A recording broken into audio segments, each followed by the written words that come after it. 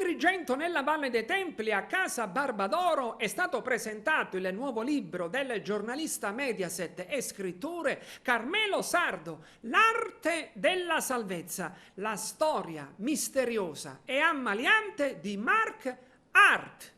Ascoltiamoli entrambi.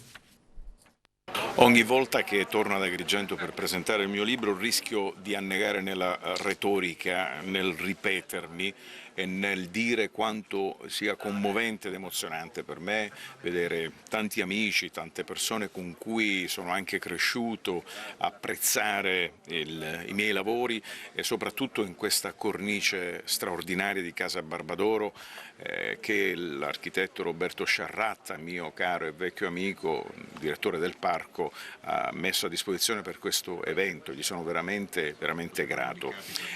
Parlare della storia di Mark Hart è sempre un po' complicato, perché dico sempre che talvolta ci sono delle storie che arrivano a chiunque, ci sono altre storie invece come questa di Mark che può arrivare in un modo diverso a seconda di come il lettore sia predisposto nei confronti del contenuto di questo prodigio, e cioè se creda o meno, se creda che Mark sia guidato dagli angeli o se invece non vi creda.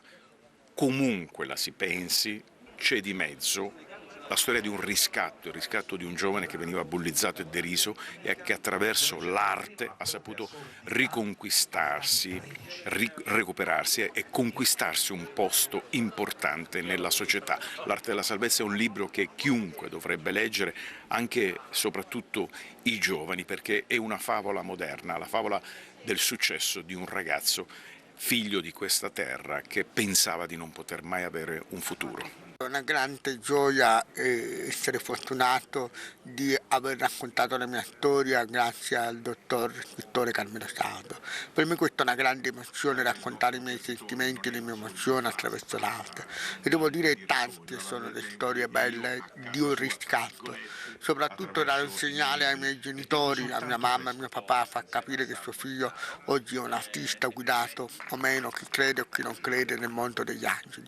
Ma in merito va agli angeli che mi hanno insegnato e mi hanno guidato nella storia della pittura. E Agrigento, partiamo su Agrigento in tante tappe d'Italia, ma Agrigento è il primo luogo di questa splendida Valle dei Templi che ci lega il mondo agli agrigentini e fa conoscere ancora una volta chi è Mark Hart. Sarebbe bello scoprirmi leggendo e così ammirando i miei lavori e soprattutto dire ma gli angeli ci sono.